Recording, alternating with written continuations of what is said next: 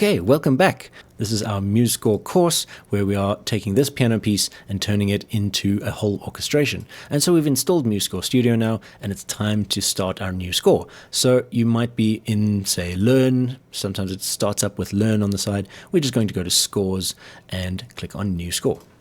Easy enough. And we have some choices to make. First thing to notice is these two tabs at the top for the two different ways that we can start our score. I could choose individual instruments. For instance, I could choose a piano and a trumpet, and you get the idea, right? But I'm just going to delete those for now. This is where our score is. However, what I'm going to do for now is create this from a template, because I know that I am doing this for a full orchestra, and MuseScore very handily has a symphony orchestra template ready for us to go with all of those orchestral instruments. So that's a really quick and easy place to start. At the moment, we can't edit this template. It would be nice if we could be able to do that. Perhaps that's coming in a later one. I would love to go back to choose instruments and then edit that. But it's fine. We can do it later. So it's really not a problem. And we'll go to the next screen. And here we choose our key signature, time signature, and tempo, as well as have all our text that we're going to need. So let's just go and check what we do have. We are in no key signature, or C major it looks like. And we're in 2/4, and we have Allegro. And then for the text we'll come back. So we said C major, that's fine, we can leave it there. Of course, we could choose any other key we want. If you're composing or arranging other things, we can make it in a minor key. It's just useful to have those different ones. We do need to change the time signature, so I'll click there and change it to 2/4, easily done. Now, our tempo is a bit of an interesting one because the sheet music says Allegro, but there is no option for Allegro here. It's just some metronome markings or nothing.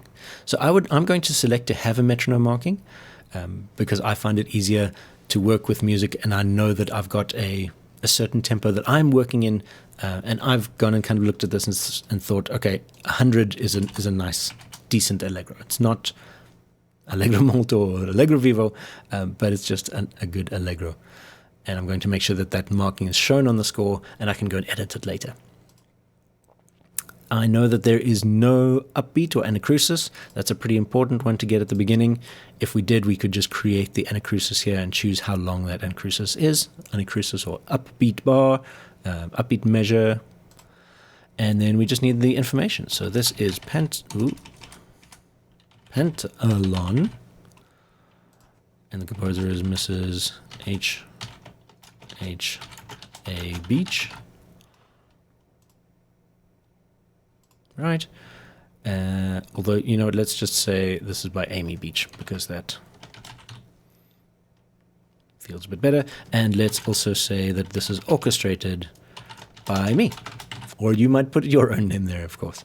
For the subtitle, let's put in where this has come from. So this is Children's Carnival, from Children's Carnival.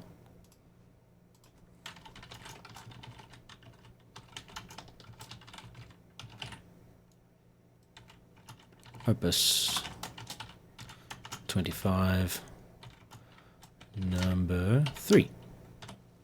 Great. We could put in a lyricist, of course, if we had someone, but this is a piano piece, so it does not have lyrics. Perhaps we'll get to something with lyrics in another course. You can also put the copyright information in. Luckily, we know, again, that this is free of copyright. This copyright was in 1894, so we don't need to put that in. Perhaps you want to put in the copyright of your own arrangement of this. And then we'll just say done. All right, and we end up with this huge score, which is completely empty, but it has a lot of instruments and can look quite daunting to the beginner. But before we do anything else, we do just want to save this score so that we can access it later. And so we'll go Control S or File and Save. I'm going to save as, and it always asks us, do you want to save to the cloud, which is free on MuseScore.com. Remember, that's the sheet music sharing website, or you can just save it on your computer, and that's what I'm going to do for now. All right, so we can just find this folder where we want to put it and save it. I'm going to save this as blank score, just in case I need to, so that you have it if you are picking up on the next one. All right, and so that's where we'll leave it for now. I'll see you back in the next one when we start to look around the MuseScore user interface and also how to move around in our score. See you then.